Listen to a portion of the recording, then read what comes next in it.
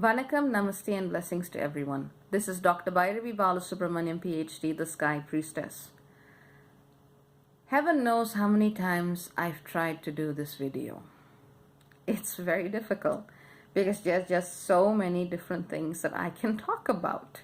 That's the nature of Pisces. It's infinite. So this is what I'm going to do. For those of you who are in a good place with this energy of the new moon, stop watching this, go back to yesterday's video. That's going to give you the right codes and keys of alignment that you need to further work with this energy as I have shared them. And for those of you who, like me, have been really processing some dense and heavy stuff with this energy, keep watching. It's going to be a little longer than usual, but we got to be thorough with it.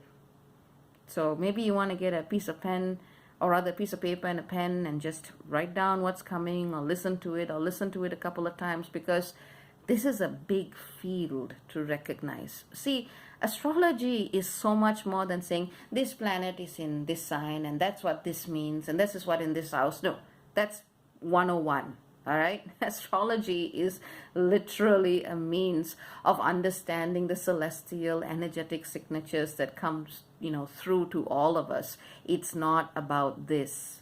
It is about the way that our spirit receives this energy. And so some things you just got to take your time with. And Pisces is one of them.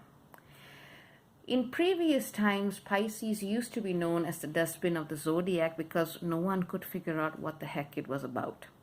Some astrologers called it the house of hidden enemies. But astrologers just didn't know what to do with it. I'm not talking about ancient civilizations, but certainly modern Western astrology in the past few hundred years. So what we have collectively come to the realization of, yet again, is that Pisces isn't about, enemies jumping out of the woodworks and mysterious things that go bump in the night. Maybe it's a part of it, sure. But really what it's about is karma and spiritual experiences and psychic gifts and interdimensional gateways and experiences where time is an illusion and all of that kind of thing. Pisces is the sign that allows us to truly transcend what we believe is real, natural, normal, human, three-dimensional, and to go to a completely altered state of consciousness. This sounds great, but a lot of people also use this Piscean energy to fuel addictions and escapist behaviors or obsessive qualities that actually take them away from true transcendence. And they might find transcendence in an opioid or in someone else or in illusions around a relationship or in running and hiding away from the things that they need to face. It's a very complicated thing. So whilst Piscean energy truly wants to show us what is at the heart of spirit, we sometimes interpret that energy in different ways that actually prevent us from facing it. And that's when all of these defensive behaviors come up. All of these projection dynamics come up. All of these obsessive behaviors or escapist tendencies come up. All of these addictions come up. For some people, it'll even be something that enhances or amplifies suicidal tendencies. It's all about going away to find something else. Part of this comes from the fact that we as a contemporary society have been conditioned to believe that spiritual truth and purity is something beyond this material world, and we can't possibly find it in the everyday. Some of us are just so shut down from it that we try to find states of escapism through substances. Some of us are a little bit more aware of things and kind of go, well, I'm not sure how I can integrate this into my life. And hopefully most of you in the third category. But it's okay. You are where you are with this energy. And Pisces is a very tricky one to deal with. So with the new moon in Pisces, everyone gets this very powerful opportunity to recalibrate and reset some part of their relationship with the spiritual and psychic and karmic worlds. They are different things. They may come in a similar field. Those words, those concepts, those energies might occur together, but they are not the same things. And most of you watching this already know this, but reminders are good. When we try to work with the energy of Pisces, we need to remember that the way society has conditioned us to see spirit has also created a lot of unnatural and unnecessary divisions. And that's what gives up to the great resistance that we have in experiencing this energy, even in a safe, perhaps even a pleasurable way. So what religion and what spiritual teachings did was they tried to kind of channel Piscean energy through ritual, through dogma, and they used the mind as a gateway to open and close selective experiences. Sometimes this works. Sometimes it just creates more delusion, but the delusions might be a little bit more fun. That's up to each seeker to find out. But when we look at this energy as a whole, the one thing that we need to remember is that Piscean energy is ultimately our connection with Source. And that connection isn't always easy and straightforward when we've forgotten it exists. So you need to be really easy on yourself. If you're feeling a lot of unexplained density, if you're feeling a lot of unexplained emotions, dreams, perceptions, fear, anger, regret, grief that's just come out of nowhere, don't be afraid of it. It's just an aspect of you that you haven't integrated, or something that you may not even know about from a previous lifetime, or just a part of your really, really, really deep subconscious that you don't want to look at. And it's all just coming out. Don't run away from it. Face it with compassion, with courage. Face it with, if anything, the desire to find clarity and resolution. This is the best thing that you can do with this energy, especially when it brings up very difficult, very painful memories. For some, tears, like not just superficial tears, but the kind of tears that come, the ugly tears that come from the depths of your soul, for some of you, that's going to be your catharsis. For some of you, meditation is going to be a catharsis. For some of you, swimming in the ocean will be a catharsis. Each one of you will have your own response to this energy. Whatever comes up, let it come up. If you are in a situation where you are vulnerable, where you are volatile, where you feel that your mental sanity is compromised, or that you're around people like that, then there is absolutely no shame to get help and to say, I can't do this on my own. I need someone to help me. Find a friend, or find a professional organization or facilitator who can help you with it. And as I always say, don't take them for granted either. That doesn't help. So as you are processing these energies, some of the tools that you can use to make this process a little bit easier on you are gemstones. If you are feeling like there's something in your past, whatever past lifetime, it doesn't matter what it is, that is negative, or that you don't want to, engage in that pattern anymore, you can wear black obsidian. It gives you a lot of clarity and it does not allow you to hide. If you want to amplify your own sense of protection, you can wear jet. That's J-E-T, like the plane. Jet is extremely protective. So is amber. They're a good combination. If you want something that can help you pull out negativity from you and from your environment, try selenite and black tourmaline. These are all gemstones that you can use, and they are available. Remember to honor the stones. If you are, in some sense, if you feel like the energy is stuck in your body, you can work with an essential oil like cypress. That's excellent for grief. Black pepper is excellent for helping you see what is the truth of your emotion, what is the illusion that is there. It helps you process and work through things. Clary sage is phenomenal for giving you insight into what is happening here at the level of the third eye and the kind of psychic impressions that you're receiving. Now, as with essential oils, please do check for contraindications. Not every oil is going to be suitable for people, especially those who are very sensitive, those who are pregnant, or those who are ill, or young children, or pets. Do your reading first. And give thanks to the plant material that allowed the oil to be in the first place. These are all resources from the earth. Let us give the respect that they deserve. Now, you can also use things like, you can smudge your space, whether you use sage or Palo Santo, or to be sustainable, to use what is available in your immediate environment or that is indigenous to your own culture, whichever that may be. Use it to or smudge whatever herbs or substances that I use. I know that some cultures use mugwort as well. to create a safe space where you can actually process and release what is coming up for you. And if you don't have anything at all on hand, that is also fine.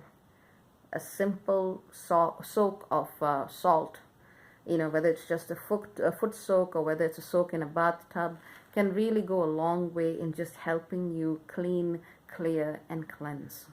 So these are all, basic self-care tips that would be useful to people. And sometimes when we are caught in the middle of things, we just need that reminder from the outside.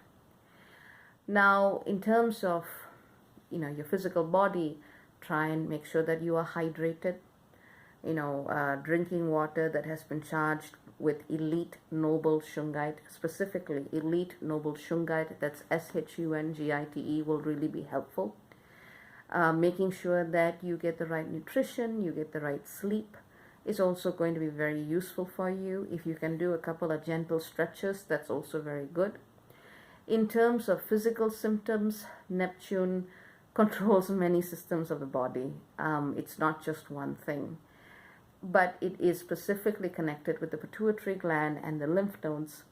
And Neptune's energy, especially as it links with the pituitary, is able to then control all other glands in your body.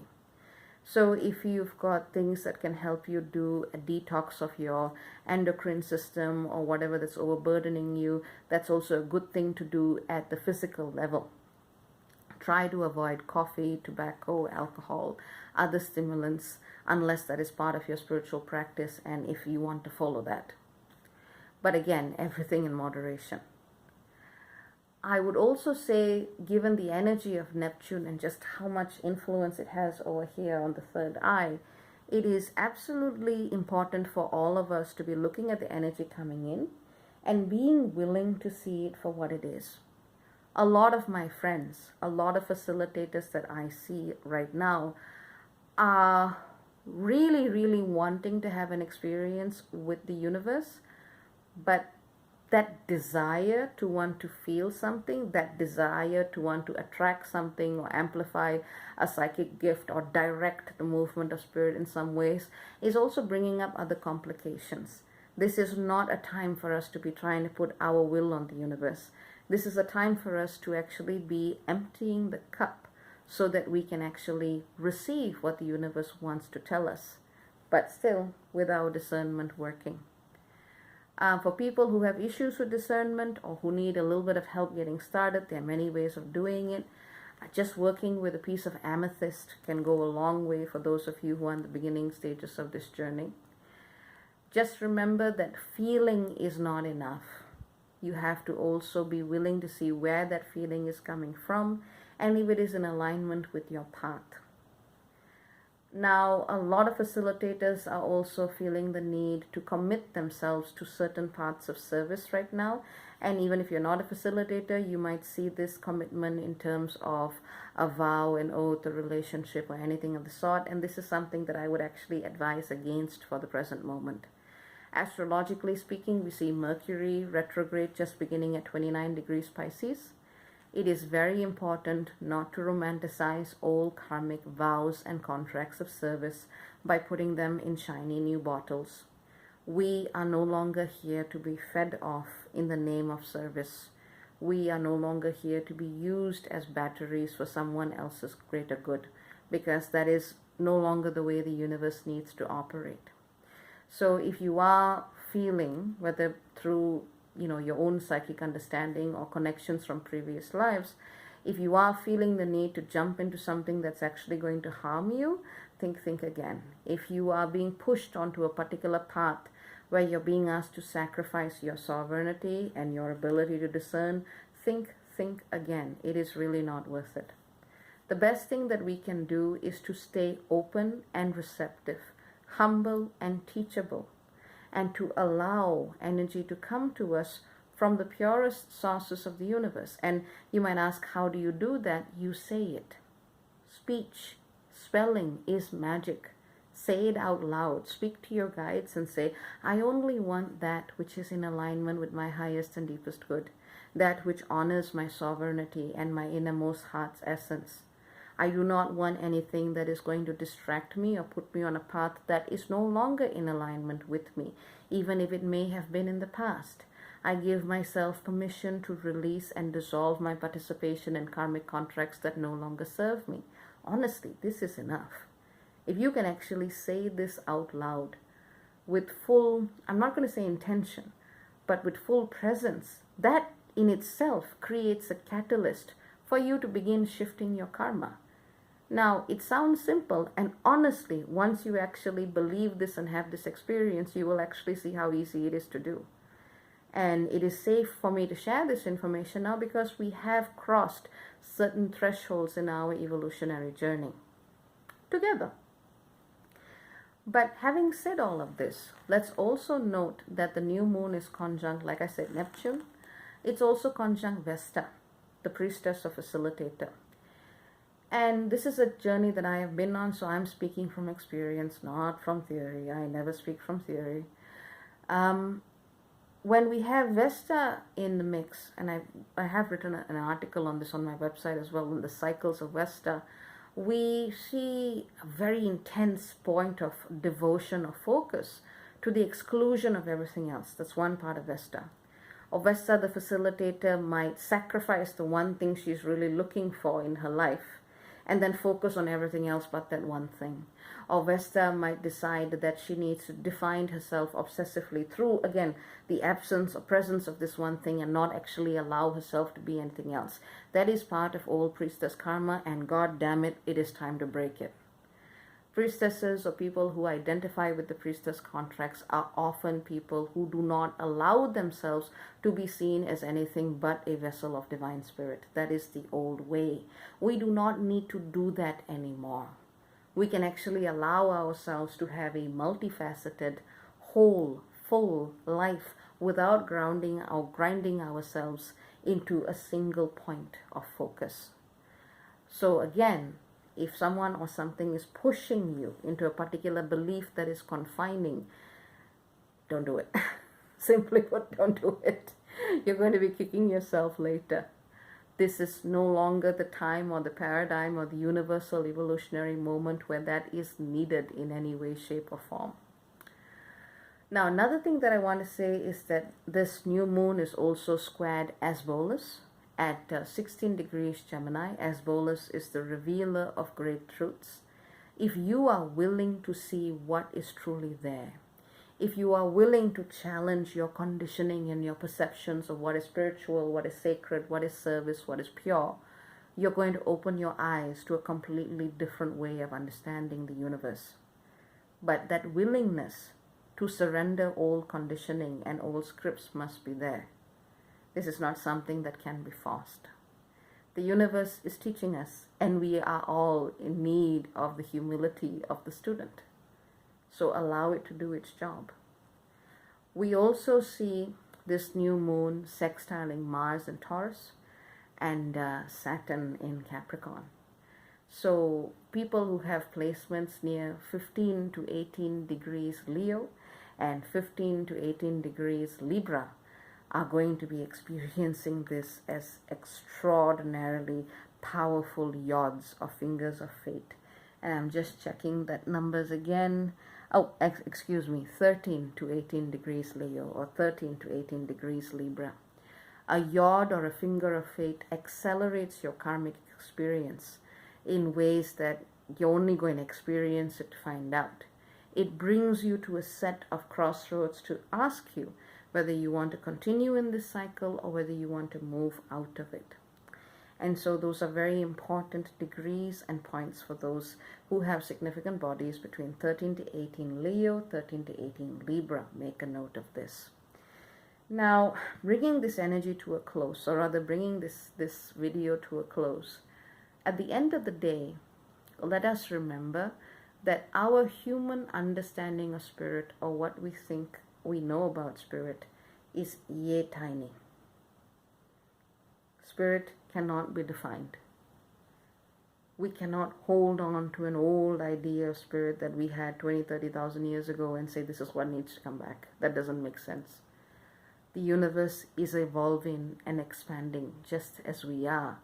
And it makes no sense to bring back those old templates, especially when the children of today are already showing us that spirituality can look like and feel like something as natural as natural as rolling about and playing in the mud, which kids do really well, generally speaking.